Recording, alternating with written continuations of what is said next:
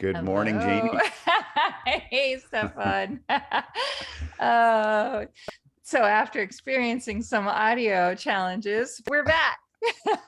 We're back. We're uh, fighting through. take two. I feel like, The long and the short of it is we've had a busy week, both of us yeah, actually. yeah, And we were talking about making friends and the importance of making friends and the importance to neuroplasticity, putting ourselves in novel situations and adding letting our bodies know that we are in our body and that the physical vehicle can take us places and create and is part of this it's part of what helps us explore and create new situations in life. And those things, the friendships, the creation, the having a purpose for being in our physical body and creating these new stories is what keeps us alive. It's what gives us purpose. And well, and as we get older, our friends pass away, they might move away, and it's important to one, maintain friendships that are dear. That takes effort. And two, to create new friendships because they go away as our friends pass away yeah, and life circumstances change. And so those things all require attention, but the value is incredible because of you just told a story of picking up your friend who's dealing with cancer and how many, I don't know for you, but I have had quite a few people in yeah. my circle of friends who have dealt with cancer, who have dealt with 3 life right now. threatening. Yeah, I have 3 Yeah, actively dealing with it right now. Yeah. I have one active at the moment. I just can't, It's I'm like, like, this man, is, yeah, yeah. mm-hmm. It is hard, but yeah, my friend, she passed out and hit. She does have kids, but her oldest son was at work, and the youngest is 14, and we can't take her anywhere. But she hit her chin, and it was bleeding. They couldn't stop the bleeding, so she had to go get it stitched up. She went and got checked out. Everything seems okay, but yeah, but what caused that? I think her body is just overtaxed right now. Well, it could be anything from just low blood sugar. Yeah. I get it. I mean, I here's a geezer moment for you. I just got up out of the morning. I got up out of bed in the morning really quickly, Oh, and man. then I just walked to the bathroom like I normally do, and then who knows, however many a minute or 30 seconds later, I'm looking up at the bathroom ceiling and I'm going, huh, I probably shouldn't get up out of bed so quickly. Yeah, it's just Because like, whoa, did you fall just over? low blood pressure, right? It Yeah. just Yeah, you get so dizzy, like even just standing up so quickly, Oh man. yeah. But And yeah, so I think that is these are all it was for her. yeah, these are old people stories. This happens to us as old people. We have to be more mindful. I mean, I'm just glad that I have low blood pressure and not Yeah. high blood pressure. I Yeah. tend to be less excitable. That's that's good. That works for you, man. That works out in the favor of feeling better, feeling all right, doing all right. Man. Yeah. So what else is it? How else? What else is going on in your world? I feel like, yeah, I'm still a Well, little in my whirlwind, but I'm finding my mellow again. yeah. Well, a lot's happening in our business. At Where Next, we are hiring people, and we are hiring people within a new framework and a new idea for the business. There's a certain fear that we're going to lose some of the culture, Hmm. but we actually do need to lose some of the culture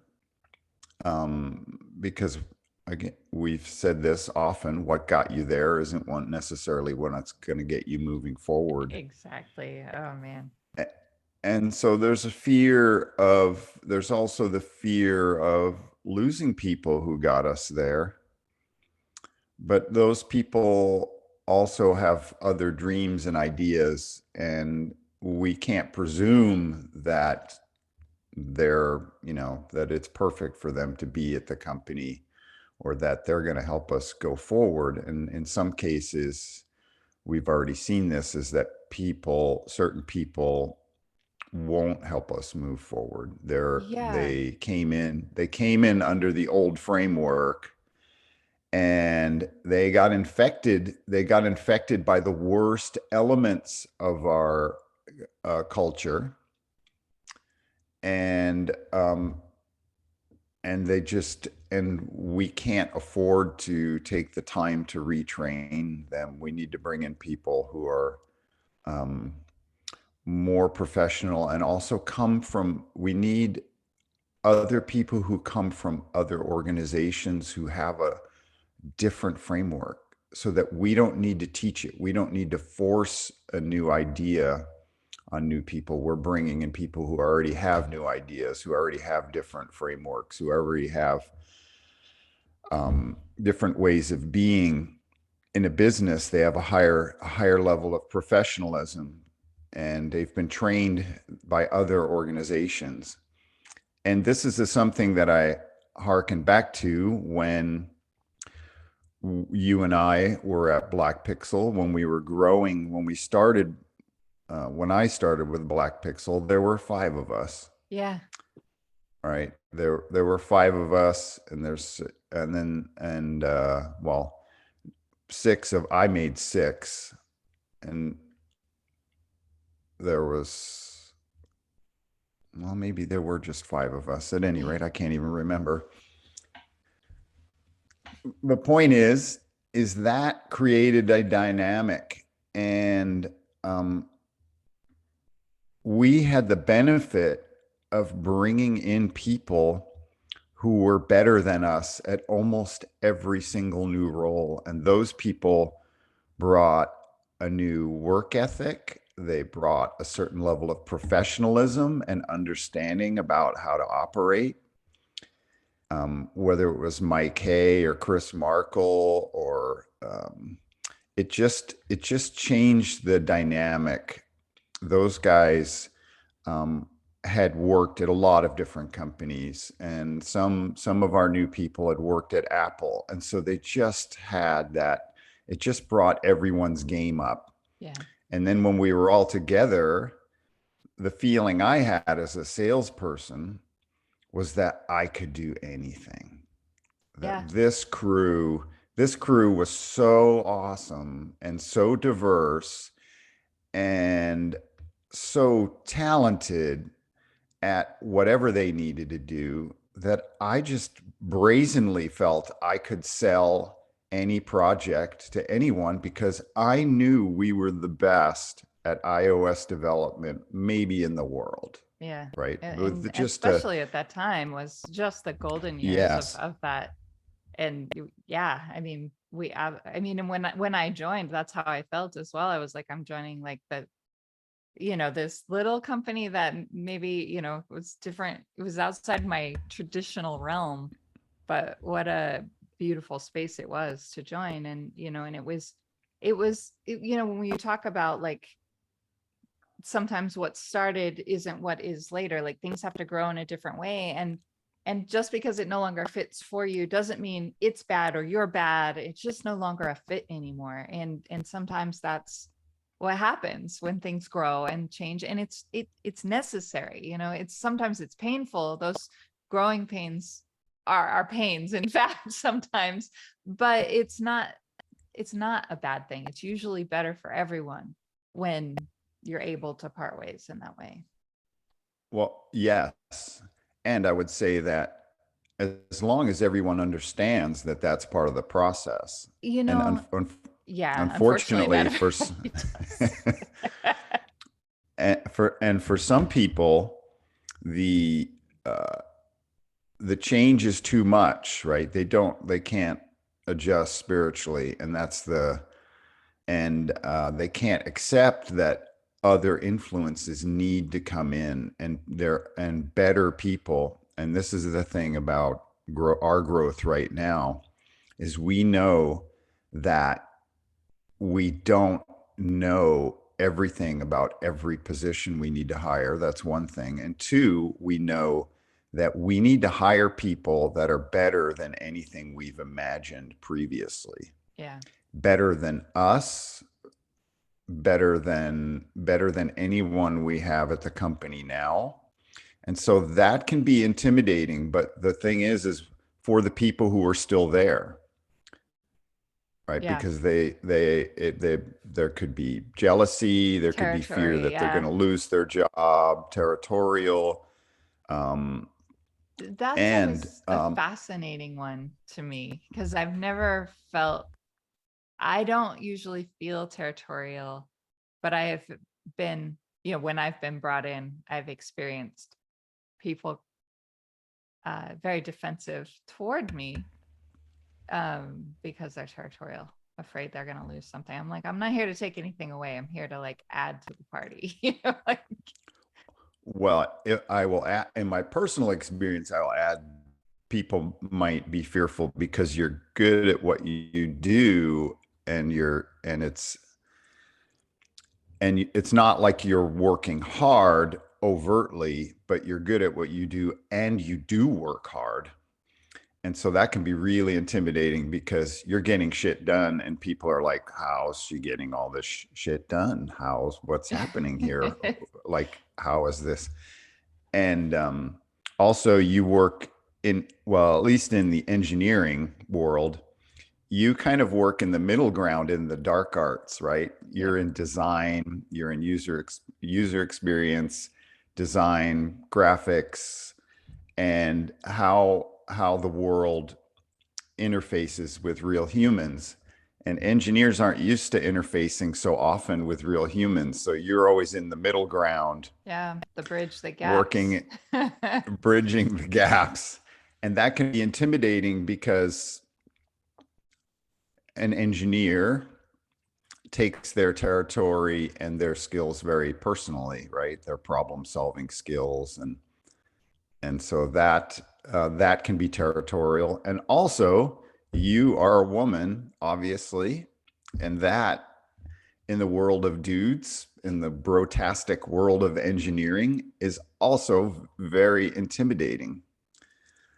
So, but Yeah. your skills, and when we worked together, I was so grateful that you were there because you were in that middle ground. You understood all the worlds, right? The nerd Right. world and as do I, As a nerd. except you as a nerd. Yep. As a nerd. And so what I was grateful for was, one, that there was somebody who had knowledge in a domain, a deep knowledge in a domain where I didn't travel a lot, right? I didn't travel a lot in the world of user experience design, but I knew, but ultimately it was the most important part of what we did, Yeah. Yeah. right? I Especially mean, with, as many, handheld devices. right? As many and brilliant engineers that we had all around us, user experience design was the the most important aspect of what we did, because everything began with it and everything had to align with it because we were making stuff for users, Exactly. not develop. We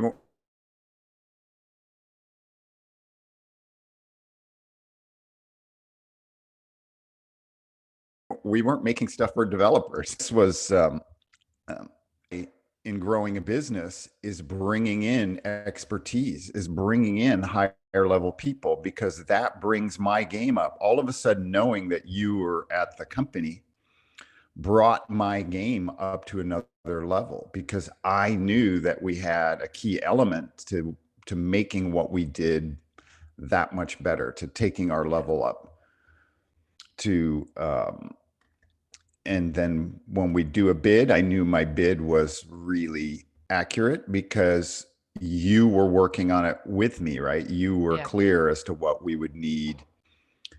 And so everything went up because you were there. But if I were territorial and had to try to do these things myself or use or maybe discounted your input in any way, Right. then it Right. would have been a lot harder for us to sell Yeah. what we did And that's because such a all of a key sudden, thing. Yeah. yeah. So the one of the things that many people who are growing small businesses, entrepreneurs fail to do is give up this level of control, this level of control and territoriality, and they fail to hire people that are better than them. Yeah. What they tend to do is they tend to hire people who will do things that they tell them to do. Yeah, and But that's such a learning experience as an entrepreneur. That is such a learning experience. Even when you think you are trying to hire better sometimes, still finding someone who actually is, it can be very hard. It can be very hard. yeah, but that's part of the mission because the first thing you have to start with is the belief that I need people who are better than me. And then two, there are people who are better than me at almost Absolutely. everything I do. And so that's a challenge for the ego to go into that point of view because as an entrepreneur, if we've had our hands on every single aspect of the business, from accounting to building the product to shipping the product, we think we know everything about our business, but there are a million ways to accomplish what we're doing. Yeah. And we aren't the be all and end all. And giving that up is scary. It's scary. Giving up. It's hard to sometimes to admit that your way isn't the best way, maybe. It's hard to, and but being willing to let go and step back and look at things differently and allow people to do things the way they do them. That's been, it's something that I've appreciated over the years with, like our manufacturing shop, watching Wilson, like he does what he does better than we do. And watching how he works has helped, when I do jump in and help cut or pack or ship, understanding how he works and watching how he works, he's going to prepare the pieces in the way that makes him move more quickly, like on the sewing part, right? And so watching him and listening to him and letting him guide us on that previous step, the step that goes before his, you learn and you grow. And I mean, that's just a small example, but like, I had my way of doing it and how I would teach it. But then watching him and letting him step in and say, like, this is actually better, and allowed us to grow and you improve. Little speed increments are important in that business. And yeah, things like that. That's, I don't know. Yeah. There's always opportunity to improve things if we can let go of our beliefs sometimes, our way. Yep. What got us there is not what's going to get us to move forward. Yeah. I mean, ultimately that's it, right? And man, it's funny because the company I'm working with on like people and culture stuff, and training and learning and development stuff. That's exactly, I mean, they've grown very quickly, doubled in size over the last 12 months. So they're at about Mm, 800 people now, and um, all over the globe. You have different cultures, you have rapid growth. We've acquired 2 studios that were already up and running, functioning in their own way. And so when you do an acquisition, I've been a part of acquisitions before. Yeah, I've been a part of that before on in different ways, and it's hard sometimes when you don't know it's coming. So we have people in a studio that didn't know it was coming and some that did, and it's a different experience for everyone, and trying to help everybody kind of like gel, blend and create a new culture. And I think that's a part of it. It's like you have core values that establish sort of like the undertone of who you are. It's the compass, right? I always call the core values. It's the compass that guides you when everything changes and everything needs to grow. The goals feed into those and support the core values, but the core values are the compass that guide you. If you've got those core values in place, there's a lot of freedom for movement and growth, especially if one of your core values is about embracing change, right? So, but I really think that, if you've got a good solid set of core values, and this applies personally and applies corporately, um, you've got a solid core values that are going to drive you when things get murky and things get dark. You've got a compass that leads the way. And it's hard sometimes to remember, and to look at those. You got to like, yeah, I actually need to look at them and think about them and what they mean. And, does the meaning still apply in the same way, or do we need to apply new, plug new things into these core values? I think the core values can always remain with the growth of a company if they're solid and expansive, but the things that support those core values change. The people change, the Well, yeah. yes, we have to ask ourselves, do I still believe? Well, and that is a yeah. I mean, that's a great question too, because this goes back to like what we were saying earlier. Like sometimes you don't align anymore. Maybe the core values you aligned with, it's just the culture, the culture that it's built upon, um, changes. And maybe that it's not the same as it was, and it's not good for you anymore. And you got to decide for yourself sometimes if it's time to go. Sometimes you'll be ushered out. Yeah.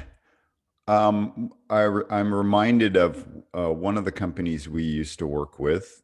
Was called Synapse. They still are called Synapse, and they are a product engineering firm. They do everything from hardware to software, from medical devices to things like that. They did a lot of the early Nike Fit Band stuff, and they were Yeah. right here in downtown Seattle. And they grew from maybe 70 or 80 here in Seattle to 100 to 120. And then they kept growing. And I remember the founder telling me it's very hard to maintain culture when you get over 100 people. Yeah. And so what they did was opened up they opened up a studio. It's a little more than a studio, but of about 100, 120 people in the Bay Area. He said, because that was the best way to maintain a culture. Because once it got over a certain amount, the size of the company and the interactions changed. Yeah. And I thought that was very interesting that he had a measure of what it took to keep the culture together. And in Seattle, it was very much, I don't know what it was like down in the Bay Area, but in Seattle, you walk in their offices and there's a rock climbing wall and a basketball hoop. And I would say that probably all of the executives, which are the guys that we used to work with on projects, they were project managers, product managers. They're executives now, but those guys are all skiers, rock climbers, mountaineers, mountain bikers, right?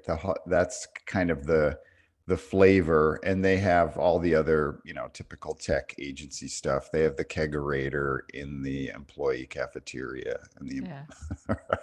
right. They have a toaster, the fridge, Yep. the kegerator. All the things. But those guys do really cool work, and they're next level in terms of some of the products they've developed in the companies that they work with. Yeah. But I really appreciated that point of view that he had an understanding of culture at a really large scale. And then I think of your experience at Zappos and how it's really hard when you try to maintain this kind of monolithic culture at a company as big as Zappos, it's really hard to fit people. It's really hard for people to find their place, Mm. right? You know, with I see that from your experience. I'm not going to speak for you on that, but my impression is that at a company as big as Zappos, there's a certain part of it that uh, it just felt too simple. The culture felt too simple. It wasn't nuanced enough, right? It was monolithic. It was really big. Like you knew you were at Zappos when you came in the door, yeah, for sure. but was everybody trying to fit into the culture, or did the culture accommodate all those different people just naturally? And that's the thing. That's the thing I think where this understanding of someone like one of the founders of Synapse, where I started. That's the first time I started thinking about that view, and knowing that when I worked at Substantial, there was one person. Their job, when they were one of the founders, their job was just as maybe their title was even Minister of Culture, Yeah, I but yeah, Substantial was maybe 70 or 80 people yeah, by the time I left. And so it was much easier, and it was and the culture was very accommodating, seemingly very accommodating. The people were there. I was probably the furthest outside of the culture. I was probably the oldest person at the company, and furthest outside of that particular culture, but it still accommodated me fairly well. yeah. So You know, that's a thing that I think when we think of growing a business too, is like, how does this, because if you can't, if you say you're like a company of rock climbers, then you may eliminate some really great people who sure. Yeah. who Who feel aren't? intimidated by all of these incredible athletes. And that's the thing that I think is marvelous, or I wonder how um, Patagonia has done it over the years, because they're all over the world, and they do have a very particular, very well articulated cultural statements. I mean, if you look at the cultural manifesto, the business manifesto, which is published online for Patagonia, it's really comprehensive. It's really beautiful and impressive. And I wonder how they maintain that, how that filters through their trainings, how they're, because I don't see it, but when I go in the stores, to me, they're very competent there. Mhm. People know their goods. They're also really empowered to do their job. It's very Which is obvious. a huge thing, I think. Yeah. You know, it is interesting, like thinking about like how, I mean, I've been in all kinds of I mean, when I was back at Eat Drink, for example, we had two offices, one in Las Vegas and one in Chicago. And I had joined, it was originally it was just five guys, right? And then they let one of their own go. And then over time they grew, two of them branched off and went to Chicago. And I think three or four of them stayed here in Vegas. And I ended up joining the Vegas team. And that was my first time leaving a design role to go into a management role, to manage these guys who were also incidentally partners of the company. So animators and designers who owned the company. And I was joining as sort of an outsider, but there to kind of wrangle. And but I had been a designer, had been a coder. And so I was able, that was like my first experience with it. But what I noticed with that is the two offices had very different cultures. There was like, the Vegas office was sort of like, I just felt it was super fun. I loved everyone I worked with. The Chicago office felt very serious, very like all business, like it was beautifully designed, great for having our very high end ad agency people over to the edit suites and stuff like that. But not as fun. So like so serious, great people still, but just different, just a very different culture between the two. And then Zappos, moving on, like Zappos was my next thing. And Zappos was interesting because, Tony, they tell this story when you're going through the training at Zappos. For one, they have like an unheard of training period. It's 4 weeks, 7 a.m. to 4 a.m. every day, Monday through Friday, for 4 weeks. Everyone goes through it. And it's their call center training, right? And it doesn't matter You if mean you're 4 p.m.? 4 p.m. Yeah, 7. What did they say? Oh, 7 a.m. to 4 a.m. like, This is where my head wow, is. that's mean. Yeah, That's 7 a.m. mean. to 4 p.m. every day, Monday through Friday. And but they tell you even in that training that Tony, he had sold his previous company, and he had grown, a company, sold it to Microsoft or something. And but like he didn't like that company anymore because the culture changed. And he didn't like how the culture changed. And so getting rid of it was actually a great thing for him. And then joining Zappos, he didn't, a lot of people think Tony Hsieh created Zappos, but he's not a founder. He just joined. He was an investor and then became the CEO. But he wanted to build a culture that was scalable, right? It was a big goal of his because of his experience with the previous company. And so this 4 week training, it doesn't matter if you're joining for a call center or you're joining as a CTO, everybody goes through the exact same training. And the last week of that training is answering phones. So you go through call center training basically, and it is full on culture immersion. And you asked the question, like, I think we've talked about this before. Like there were a couple points throughout that 4 week training period where I was asked to do things that were not me, but they're telling me they want me to be me. And so I asked the question two different times along the training period, right? I was like, you're asking me to do this, but you're also telling me to be me, and being me and doing this thing are not aligned. Which do you want me to do? Because I'll leave. It's fine. I'll go get another job. But they would, both times they were like, no, we want you to be you. And if doing this doesn't fit you, that's okay. You do you, and we still accept, and we value you. So that happened 2 different times.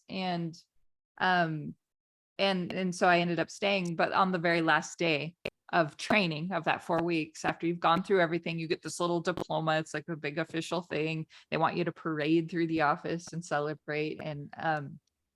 And they offer you, like, at the time for me it was I think $5,000 if you I leave. remember that. Yeah, so it was like a big thing, right? Like if you don't want to, you just spent 4 weeks paid of your life here. And if you're not on board with what we are and who we are, then here's $5,000. Go, hope that gets you through finding your next thing. But don't Yeah, stay it's a here. If you bonus. It's a bonus.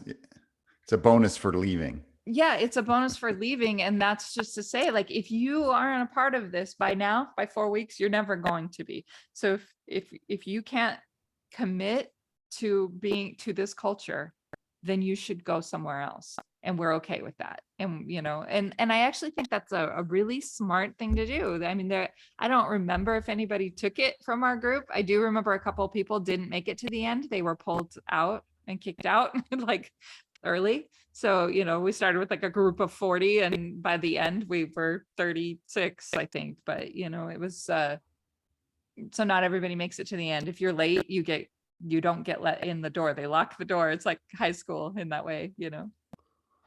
But Well, for a that big keeps the company, culture. yeah. And for a big company that is seemingly to an outsider, that is a very expensive Hmm. process, right? You're 4 weeks of training, but what it gets you, if it's 4 weeks of training and you get rid of, say, let's say 10 to 15% of the people up Hmm. front, and then the rest of the people are actually willing to commit and become long-term employees, Yeah. the benefits are incredible, Yeah. And right? The they qual really because are. of the Yeah. Yeah, the commitment is incredible because you weed all those people out who are just looking for any job, Yeah, or right, exactly. because you're putting them into the framework and seeing how they respond in the framework, and Yep. then at the end you're actually giving them an incentive to get out of there if they have any If it doesn't work. reservation. Exactly. And I really feel like there was a lot of very smart stuff, and like I have to throw this out there. I have always been a person that has a hard time fitting. I have a hard time fitting into, and I'm not a corporate culture person. I don't, I don't always subscribe to, well, the I don't know, I don't fit a lot. I've always been that way, and that's okay. I understand that about myself, but I also understand when I fit and things feel great, I love it. And when they don't anymore, I don't stick around too long. Usually it's like, okay, I'm ready to go. I know that my time here is done, and it's time for me to do something else. And I think a lot of people, this is so funny. Ken was just telling me an Onion article today where it was like, um, I can't remember exactly, but it was like, person wishes they had enough job security to voice their opinion or something like that, right?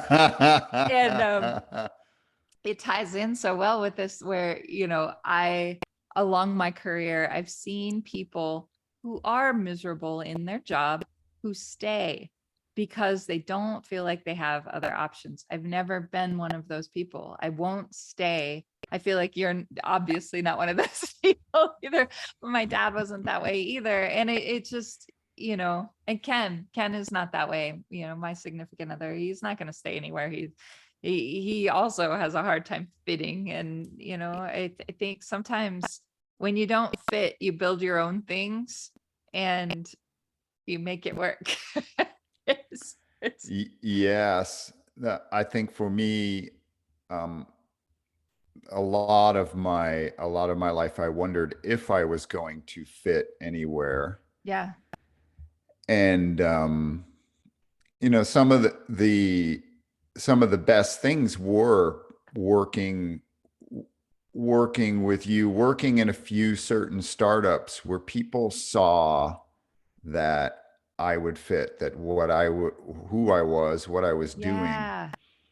And maybe we've talked about this, but one of my friends who hired me when I just had started working in the tech industry after I had left my high-rise window cleaning company, he says, "I want you in the company for the ecology that you will Yeah. bring." Yeah.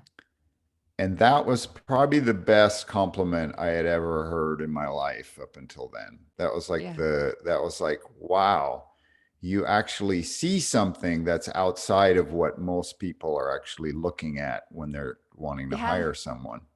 That's And so that uh was that was really wonderful, hearing that, uh, ecology, hearing him relate that. And so I've taken that with me ever since. That was over 20 years ago, it's a but great it was one. a really significant moment in my life, even though the job that I was asked to do was one that was a very hard job in the where the company was at the time, because my job was actually to promote and sell the company as an acquisition or a partner, when Interesting. at that time really the founder told me the founder told me, even if they offered me 10 mil, I mean, this is 20 years ago, and he said, even if they offered me 10 million right now, I wouldn't sell it. And then I'm like, well, what am I here for? Because if you're Yeah. not even going to entertain these off, he's like, my wife would kill me, but but my, but I probably wouldn't accept 10 million right now.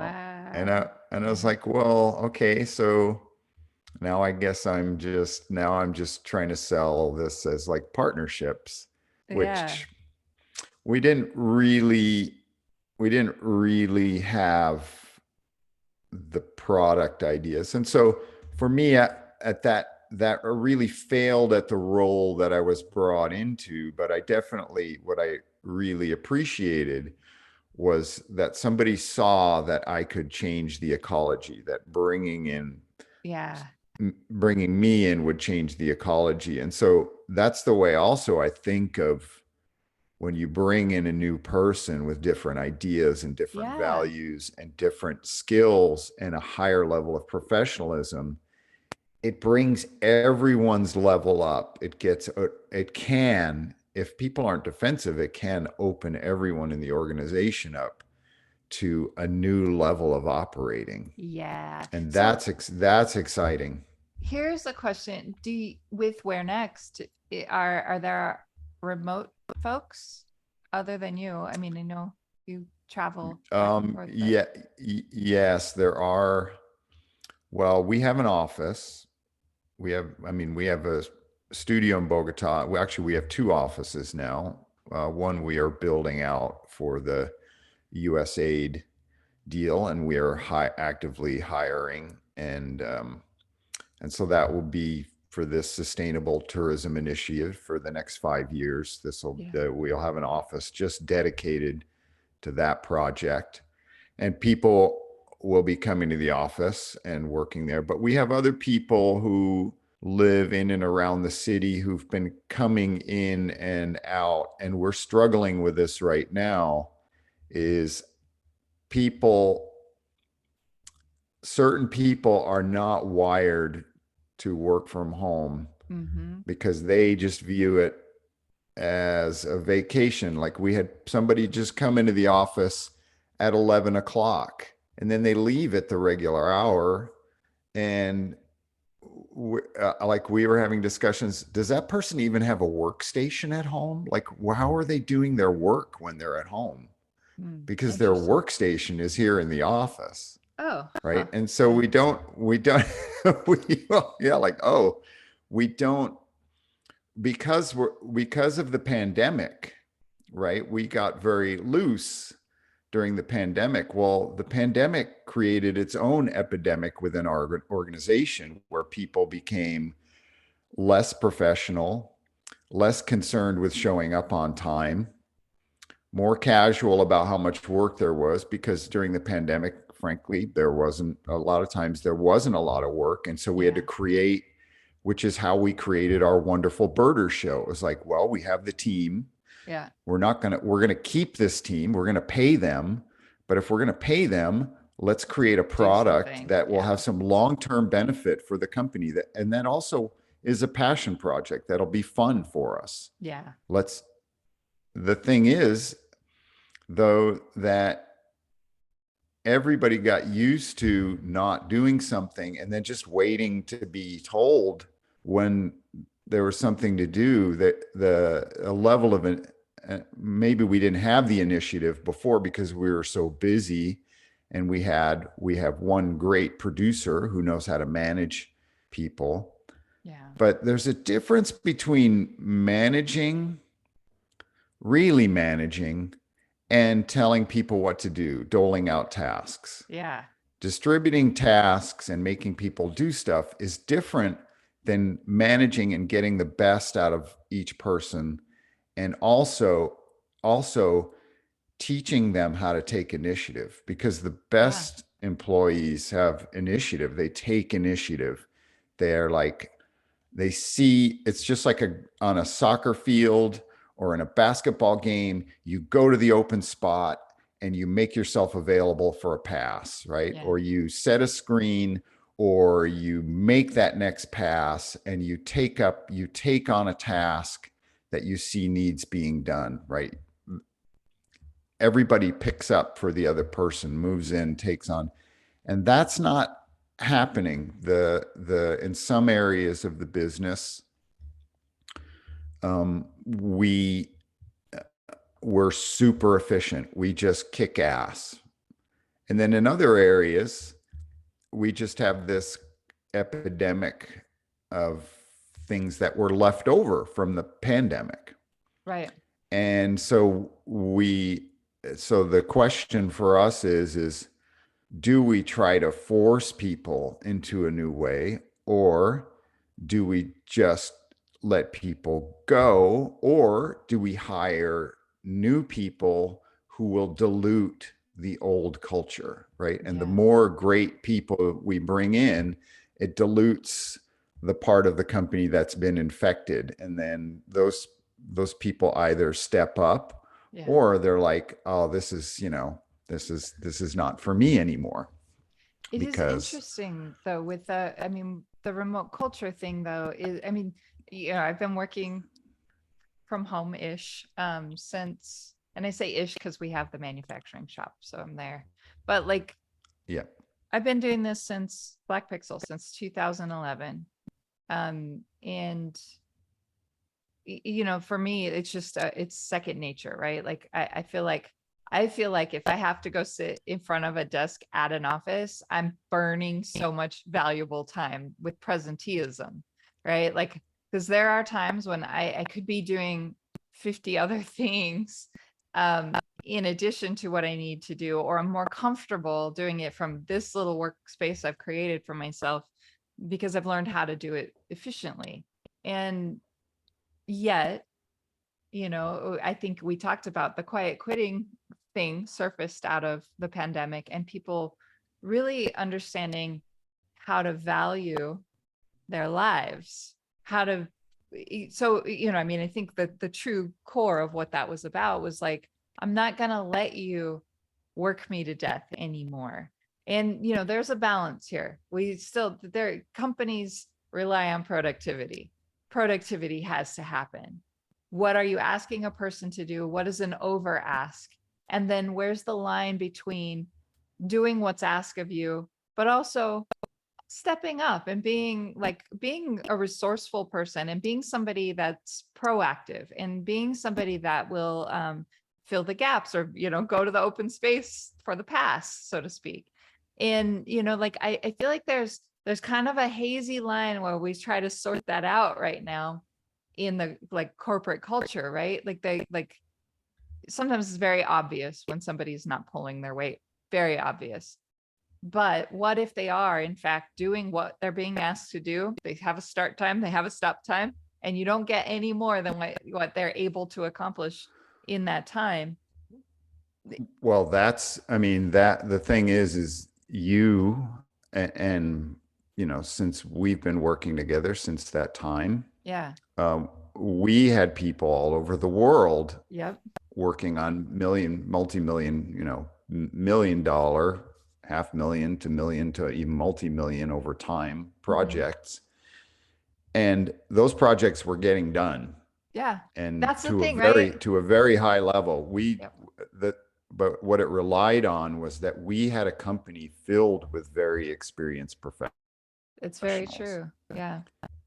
Yeah, right. We could trust that when somebody said they could do something, that we knew they could do it. We believed in them.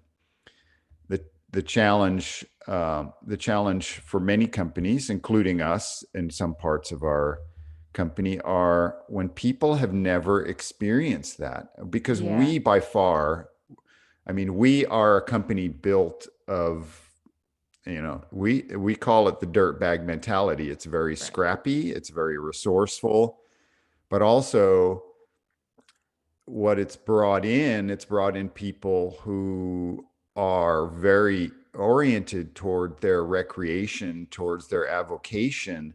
And what we're seeing is maybe those avocations should become their vocations, because they're not focused on their work, Yeah. and they're not professional about how they communicate when they're working, when they're not working, what they're even working on. And so these uh, these moments or these realizations are are tough right now, because we do need people to be productive, and we see that if we keep track, that if we look at certain areas of business, those areas of business don't make sense because people aren't performing. Yeah. it's It like will cause you to it's like reshape things, huh? it's like well, we love these guys, but in fact, they aren't performing. Yeah. And maybe even with the way things have become, this group or this team may not be able to perform, even if we give them, more work, or even if we have a better manager, because they're already in the habit or focused on other things in their lives, which is all of that is fine. Right. But it's not business. It's not a viable business. And so that's the thing, is finding people that have a passion or a joy for their job and can focus on it 8 hours a day. Yeah. Now, this is the other thing about remote work, especially if you're in the creative side of things. No one can sit at their workstation 8 hours For and be 8 hours. productive, and It's right. ridiculous. And even e- yeah, and even when we measure these things at Substantial, we had everyone on an egg timer, so you just track whatever job or whatever client project you're working on. And just as a baseline, we know that regardless of how many hours you have people working, they're only ever going to be at best 80% productive in terms of like doing stuff that's going to be making the company money. So just off the top, you have to concede that 20% of the day is just, you're going to write that off as a business proposition. And you need to, because people need to have a little social time. People need to Yeah. get up from their desks. People need to eat. People need to go to the bathroom. People need to go outside. Those things are obvious to most people. But then when you get into creative stuff, a lot of times creative stuff is working very hard and then not doing anything, Exactly. because And it's so because hard to the explain that. idea Yeah. the idea needs to coalesce. And so in creative work, you're paying, especially in design, or especially in what you did, user experience design, you have to let things percolate. You have You to have to let those think. ideas run around Yeah. in your head. And yet, one, you have to let them run around randomly to see where they go. And then two, you have to spend time to take that random stuff and organize it before you sit down and, spew it out into some That's kind of. And so that's the yeah. thing, that where it's intangible. It's hard to put an egg timer on it, versus where at a law firm, where you're just like, I spent 30 minutes on a document and I spent 10 minutes on a phone with this Right. client. And Exactly. It's very easy but to articulate those lines, but yeah, in but design, it's it's important to acknowledge that. And then and then the measure of the product is not how many hours you spend on it. The measure of the product is it beautiful? Does it do what it's supposed to do? And did that designer get it done within the time frame that they said they could get it done? Right? yeah. Like, we know how long these things take. And so as a professional, you can be trusted to work remotely and do it at your own pace. But with younger people who have never worked in a professional environment, That is the difference, I think, is like, and right? that never worked even sometimes, like Yes. anything but remotely. Or I'm so grateful for Sophia's experience working at the bakery, like that she's at the cookie bakery. She's learning how to hustle and how to move, and like, and how to handle customers that are sometimes not happy, and point of sale systems and counting change. I mean, like all the things. Whoa. I think that there Yeah. are a lot of things that get forgotten, that get overlooked. And with digital work, I've always been, I saw my parents work, right? Like I saw them, my dad physically out in the, working, shoveling and operating heavy equipment, just like very physical things. And my work is me sitting and going like this on a laptop, or sometimes just thinking while I'm doing other things. Like, sometimes just cleaning the counters or putting the dishes away, I gives my mind time to process whatever the task is. And I don't know. Anyway, but yeah, it's neat to see. Yeah, Well, I think what you you hit do on. know. The thing is, you do know, like you can't say I don't know, but you do know the importance of it. So um, I think the difference the difference is when we're for us right now in growing the company, we have to make these decisions of do we keep, and I think do we keep people on and try to retrain them? Do we let people go?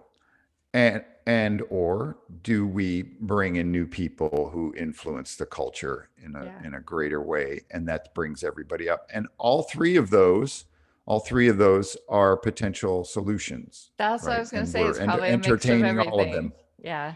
A Yes, little bit of because all. yeah, and we have a lot of young people who have never, I mean, some of our people don't even still live at home with their Yeah. families. Interesting. Just Yeah. that because that's just part of the culture in Colombia. And some of them don't have these, in your, some of the simplest things that you describe in your book about how to become a better person to work with, right? That those things, people don't know those things, right? Young people Yeah. coming straight out of college, they don't know how to communicate with people. They don't know how to ask for things. Yeah. They don't know how to, the things that make them, they don't know the simplest things that make them good at their job, like just showing up for a meeting on time. Mm-hmm. That a lot of times that's probably the number one thing that makes you good at your job is you just show up for whatever you need to do and then you do it. It is funny too, because that's one of those things that, like, it just seems so obvious that it goes without saying, but sometimes things that go without saying are overlooked completely. Yes. And so Yeah. we need to say those things out loud. And we are, as managers and principals in the company, we are responsible for this infection in our culture, Yeah. for this for this moldy part of the yogurt. And then just like scooping it out and finishing the yogurt. And Exactly. oh, what a funny thing. It's what an interesting yeah, and an interesting journey this conversation has taken. I do feel like, yeah, the core of what was is not always what needs to be, right? How did you say it? How did you Yeah. phrase it? It was really well spoken. Well, what got us there is not going to move us forward, is Yeah, not it's necessarily what's going to move us forward. And and because I, I it's new terrain, yep. it's new people on the bus. It's right. It's like So what I you love we about that is it ties into literally every conversation we've had about letting go of frameworks and about um really new perspective, right? Standing on the mountaintop now with a new perspective, and how every day really can be kind of like that if we choose for it to be. It's I don't know. Everything is like yesterday, right? Yesterday just exploded on me. And I was just like, oh my gosh, how am I gonna figure this out? But as it went along, you just kind of like, okay, here's what's gonna happen now. And I'm redesigning the day as I go, right? Just to try to make things work. And it worked. It was fine. I was exhausted at the end. But now what happened yesterday is not today. It doesn't necessarily need to define today. I don't have to carry over anything. I just need to navigate now and how I'd like things to go moving forward. And yes. maybe some things apply, learning experiences apply, but like letting go of what was allows space for what can become. And I don't know, I love the just the theory of that and how it works, Well, both in the, yeah, go ahead. it's absolutely necessary because you can't keep taking all this stuff forward because if you took an exploding day forward with you, you would get another exploding day, and then you Yep. might get a bigger exploding day, and then a bigger exploding day And after where that. does it end? Well, it ends in a lot of bloodshed. Yeah, it ends in like burnout, and it ends in stress and an overload. And but But that's where, this is yeah, the like, beauty. Well, this is the beauty of a night of sleep. This is the purpose of a night of sleep. yeah. And especially focusing or um, creating an environment where we know we can guarantee ourselves the best sleep possible for whatever the circumstance, where we prioritize it because the sleep is the ultimate eraser, right? The moment we wake up, we are empty. And then it is a mental discipline as to what we start thinking about, Hmm. right? We can wake up to music. We can wake up to doing a meditation. We can wake up to any number of things that we put on our plate. And so, what is the first thing we wake up to, and what is our intention when we wake up? And that's just a discipline. And so it's like and so if we have a crappy day and it explodes on us, then what what do we decide that we're going to focus on the moment we wake up, right? Like we can install that as we go to sleep, and sleep will help clear some of those things. And then we can wake up and we start over. Now, maybe some of those things, maybe there's still some things on the wall from yesterday's explosion, but we don't need to believe that all of those things have to come forward, right? Like you just said, it's like, and so this is again, it's the beauty of sleep. Sleep is designed to clear the slate. We just need to realize that every day is completely new, It's a new right? Like day. your friend today is not going to fall down again and smash her chin, Sure hope not. right? You're Yeah, not, well, I mean, she certainly could, but chances are not, probably not. right? The same thing is not going to happen. Maybe something different will happen, but because of your care and other people's care, she's going to be maybe more careful or thoughtful about how she moves about and what her current situation is. And so then there's still the rest of your day and what you want to experience and the things you want to create in this day. And we know on Thursdays we're going to have this moment. We're going to have this I call it the self-indulgent unconstrained I podcast. seriously, yeah, with this too, this is like going to the gym in a way, for like the This building is the muscle. It's like the practice of yes. resetting. And even though, yeah, yesterday exploded, the last couple of weeks have been hectic. But and I know that, like, I still have a hectic schedule ahead of me for another week with the shop and stuff, and that's okay. But this is a great reset and kind of like recalibration. As is Well, sleep. I love and sleep. Yeah. yeah, and you can even the thing is we can even instead of using I know I have a hectic week coming, it can be just as simple as just changing the language a little bit Right. of Right. I'm going to be I'm going to have a week that's going to be fun because we're making a lot of money. We're going to be focused on getting out orders and pleasing a lot of people.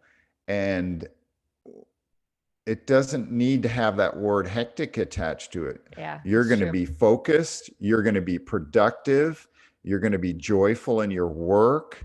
You're going to make a lot of people joyful and they're going to be happy to give you money to do it, right? I mean, there's all of these orders coming in. what an incredible, right? And from arguably when we've, a business that potentially in January, we're just like, meh, let's just shut it Let's close down, the right? doors. Yep. Let's Yep. close the doors because, what are we doing this for? And Exactly. then along comes Sam, and it's like, wow, well, this is really cool. And it's bringing a lot of joy to people, and we're getting really good at doing it. Like, think of how the incredible difference from, what is it, 5 year? How many years ago Oh did my gosh. It picture was this? 2016. Yeah. So August eight 17th. Yeah.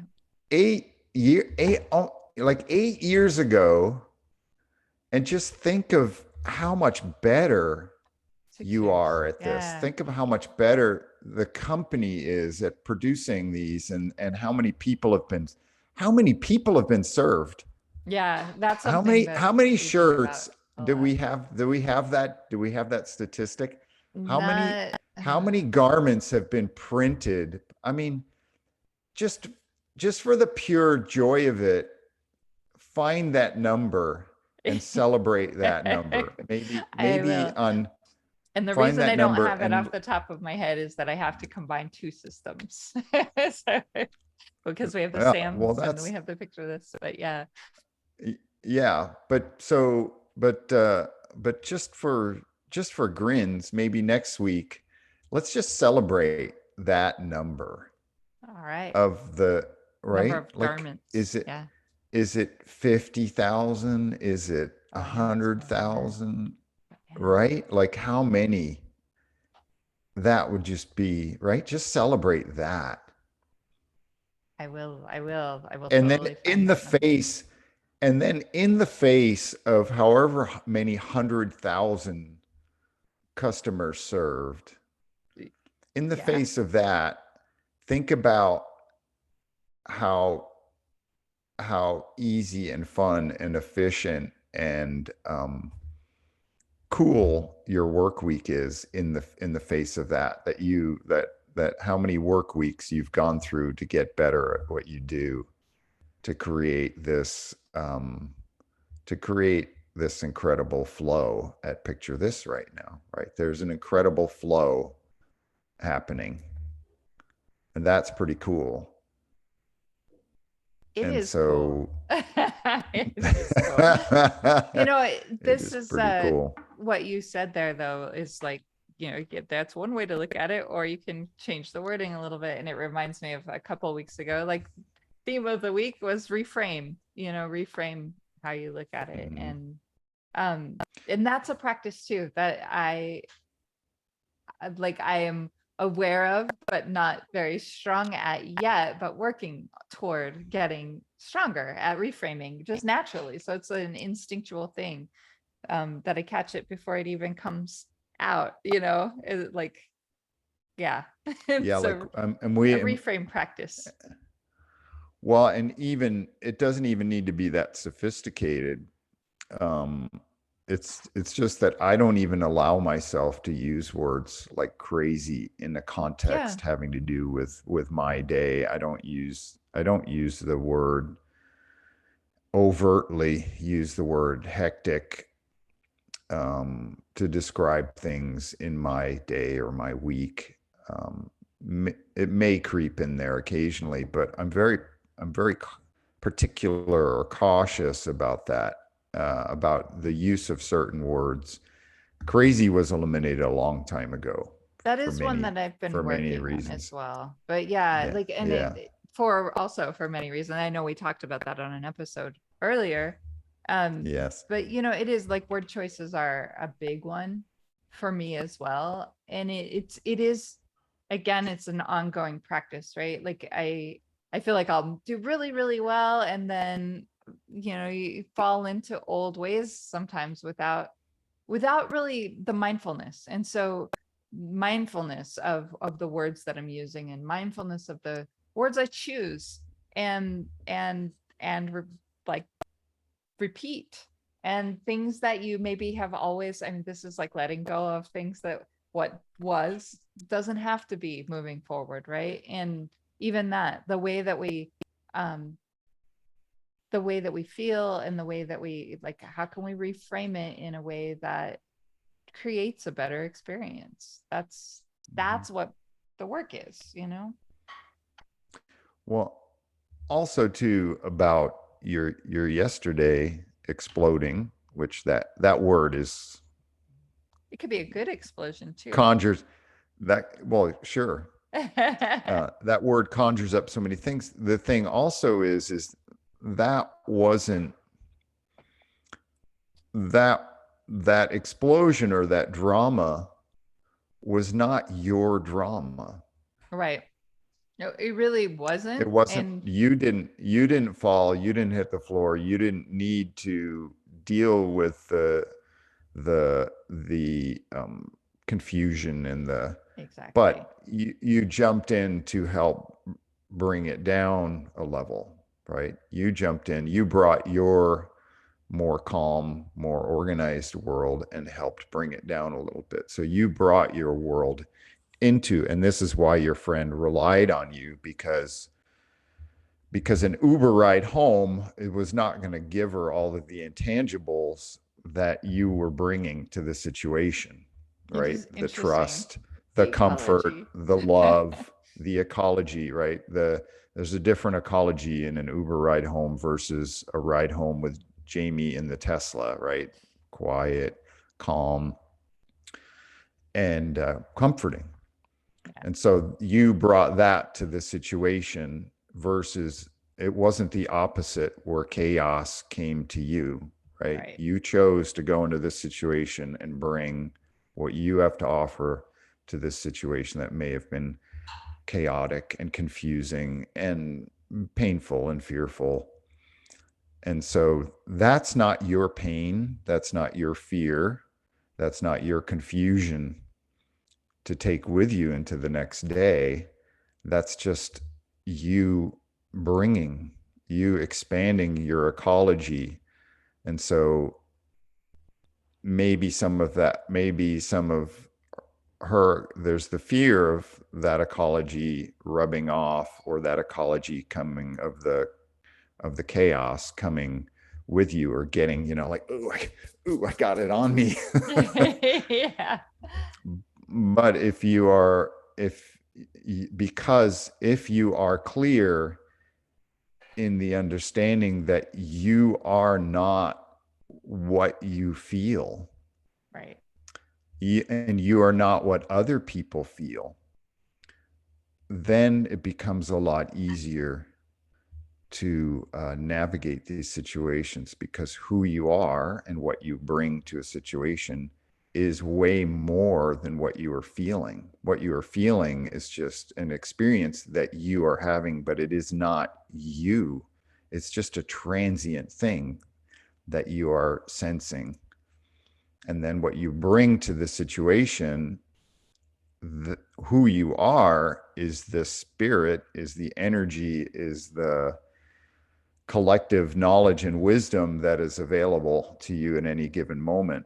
But who you are is not what you are feeling, even though we want it to be what we are. We want what we are feeling to be significant. It's just what we are feeling is just information. That's all it is. It's just information that happens to be traveling by us or through us, but it has nothing to do with who we are. It just happens to be what who we are happens to be experiencing. It's just information.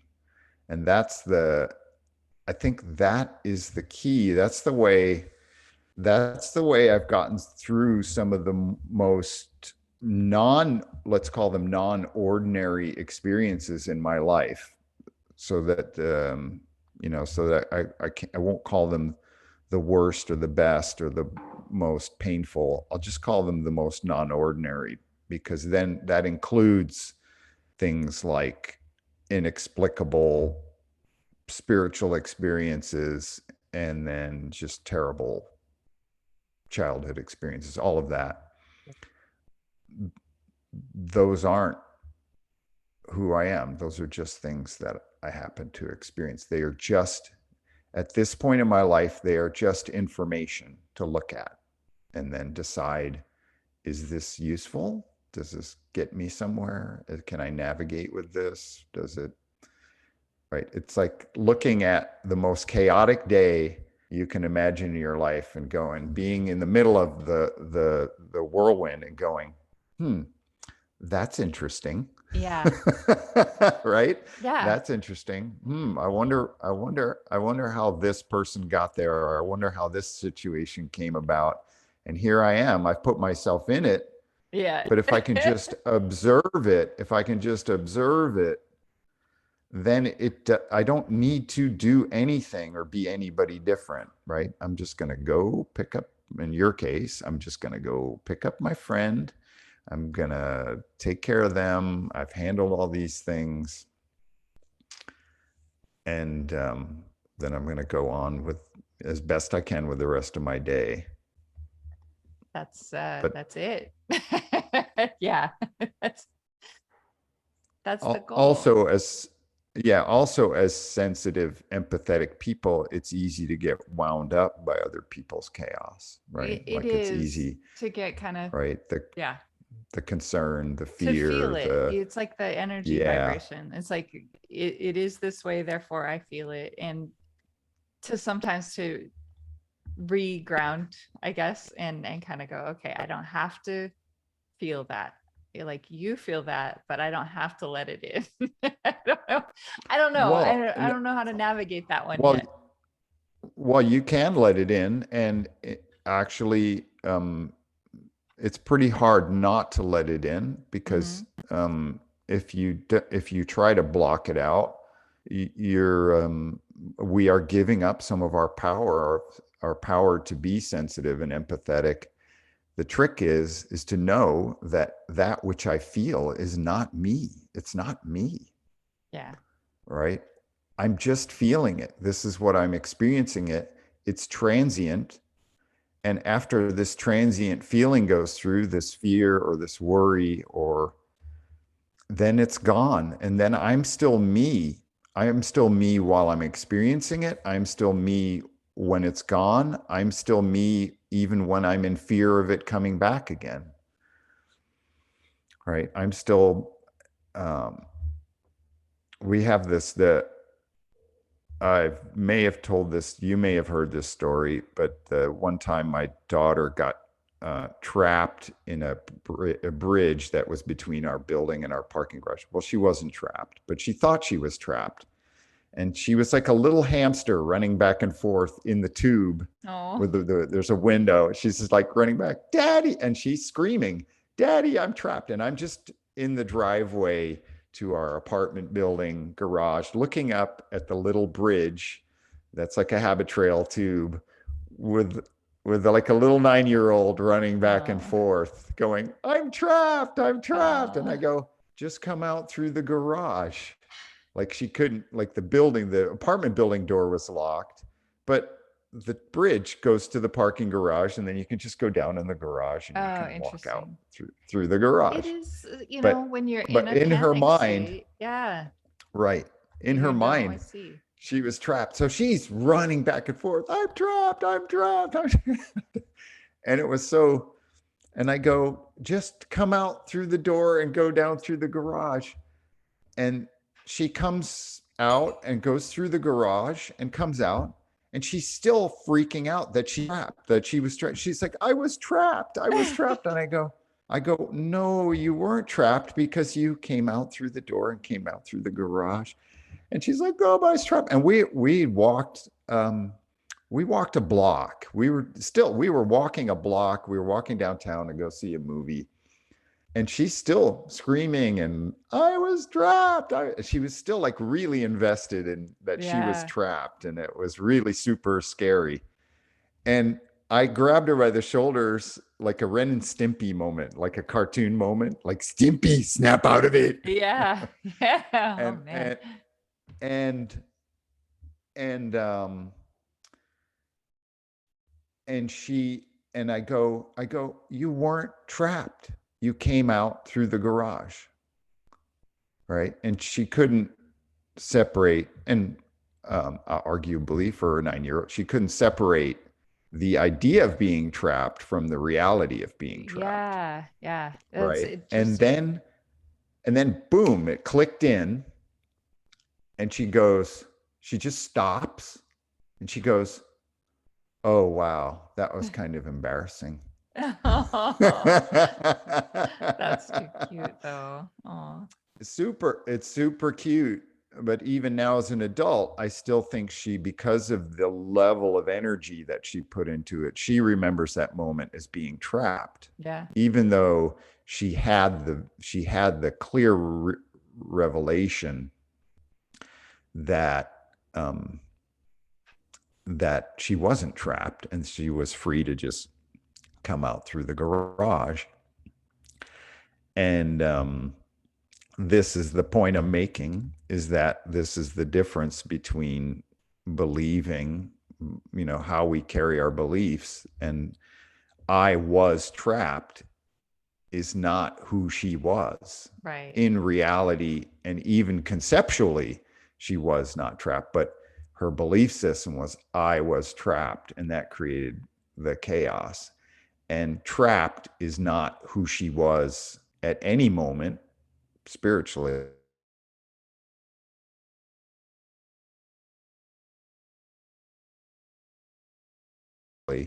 or actually at any moment in situation. The door to the garage was unlocked. She just didn't believe or see that she could just go out of the building that way. And she thought and the other part of the equation is that I don't know where my dad is. And Yeah, so that was freaky. So that created, that heightened, that heightened the fear. So that's a really cute story about what we feel is not who we are, yeah. and what we Which is also what we believe is not who we are. who are we? Well, right, like i can I can say I am a rock climber, but that's limiting. That's not who I am, right? Rock climbing is what I do. Rock climbing is what I love. Rock climbing is what I enjoy. And rock climbing, and at the moment of climbing, I am, at the moment when I'm at the gym and I'm actually climbing, even then, at that moment, Stephan is rock climbing, but is he a rock climber? Maybe in that moment, but that's not who I am, in right? entirety, I'm right? the entirety. It's like that's just what my body happens to be doing at the moment, right? That's what my body and my mind are experiencing and what my mind is focused on. And hopefully I'm focused on it well. Otherwise, I'm coming off the wall. But that's not who I am. That's how I describe, right? That it's a very gross simplification of what I do at any given time, right? I mean, rock climbing, 90% of rock climbing is just going to a rock climbing area, hiking, camping, and then you climb for a short amount of time, and then you come back and you camp, and you have your beer, go to dinner, you know, make the oatmeal in the morning, whatever. It's Being in it's all the not other ways, for sure. right. Yeah, and so this is the fundamental part to differentiating and separating ourselves from what we experience. What we experience is not who we are. And even what we call ourselves is not who we are. All of those things are limiting. The words are actually very limiting Yeah. ultimately. And we are much like, who is thinking? Who's doing the thinking? Like, where is that happening? All of these things are mysteries that are yet to be explained by science. And so Right. it seems silly to limit ourselves to just a bunch of words to describing who we are, when the greatest scientists in the world aren't even close to figuring out who we really are. TBD. Exactly. With And that. there on my and there on my deathbed, I finally figured it out. Oh, oh man. Stefan, this has been a great conversation again. I like it when it actually, I like our cross relation back into the work world because it is a day-to-day reality, and I don't know. Mhm. It kind of I like being able to kind of I don't know tie it all together. I guess in that way, it's like there's this reality and there's the greater expanse and really how it all applies. It all applies universally, and it's pretty neat. Yeah, I mean, we take a long kind of circuitous journey, and then we always get to some point at the end. We Today's point get to that TBD. golden nugget. Today's point. Stick Well, if you can stick around, To be determined. if you've gotten this far with us, and this is episode 27. I think so. I think so. Yeah, Yeah. if you've gotten this far with this episode, Just wait till you see what's next. congratulations. Congratulations. You might have the uh, potential to be our friend. Join in the conversation, as I say. This is the best. This is the one way to figure out whether or not you want to be friends with us. Right? Can you hang? Can you hang? Can you hang through this conversation? uh, Yeah. We maybe we'll maybe when the podcast evolves, we'll call it we dare you to listen to the whole thing, or we dare you to become friends with Stefan and Jamie. right? Here's the litmus I test. I dare you to listen to a whole episode. At least one. Uh, And if you've just fast forwarded to the golden nugget here at the end, which you're guaranteed you'll get at the end of every episode, I dare you to listen to a whole episode. yeah, for real. And then leave a comment on what you thought. Yeah, leave a comment. Man, that first comment is gonna. Oh well, we've had comments. We Have have had we? some comments. Oh my gosh, now I I have to go look. I I think. Well, I guess we'll have to go look. We'll Yeah. report back next week. All right. Deal. I need to go get a child off to the orthodontist to get her braces off here very soon. Oh So, man, yeah, very exciting. another great milestone. Yeah, it is. It's a pretty big deal. So, yeah, we're going Yeah. to go do that. All right. Have Well, a cheers to beautiful that. day. Yeah. Yes, Yeah. thank you. And I look forward to seeing you again next week. Thursday. Thursday. Take care, Stefan. Bye. Cheers.